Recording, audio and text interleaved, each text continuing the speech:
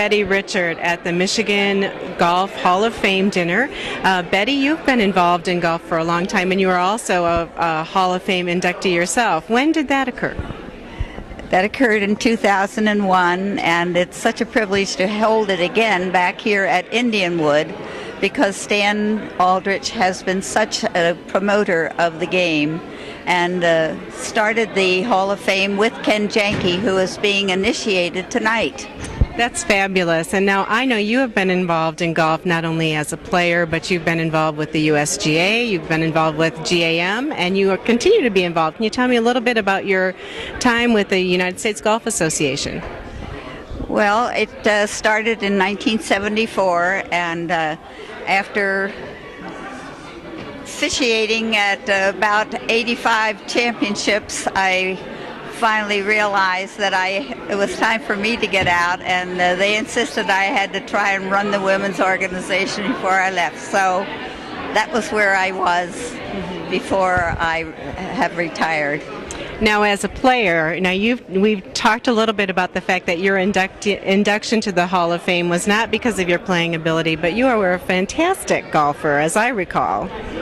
Well, your memory's better than mine, but I can remember my lowest was a 4 handicap. That was before we went on the new system of the handicap index. We went by, but I played to a 4 handicap and won a few small championships. But I mainly was interested in the young people's golf as I started to get older, over the 20s, and I started to be interested in bringing young people along. Well, you, in terms of what you have done with the USGA and also with young people, you have been a rules official, you've been involved with the women's division. What's given you your greatest satisfaction? Well, I think my greatest satisfaction is to see how the game has grown, and to see the many wonderful golf courses which have been built. And it's very stressful to me now, seeing that times are difficult financially, because as I've told people, my dad built a course in 1929, so I'm very sensitive to what's going on now with golf courses and how people withhold playing the game when the money gets tight. Mm-hmm. What do you think the biggest issue is for young women in golf today? Well, I think they're just most ambitious to have every opportunity that the man has, and they want to tee off precisely the same time that the men are allowed to tee off.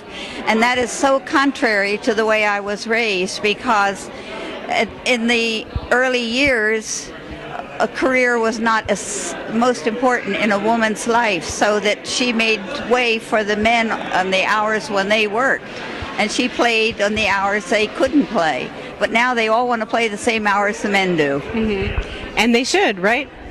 Well, I'm not sure about that. I would say that I've lived too long, and I will not go along with that. Is that right?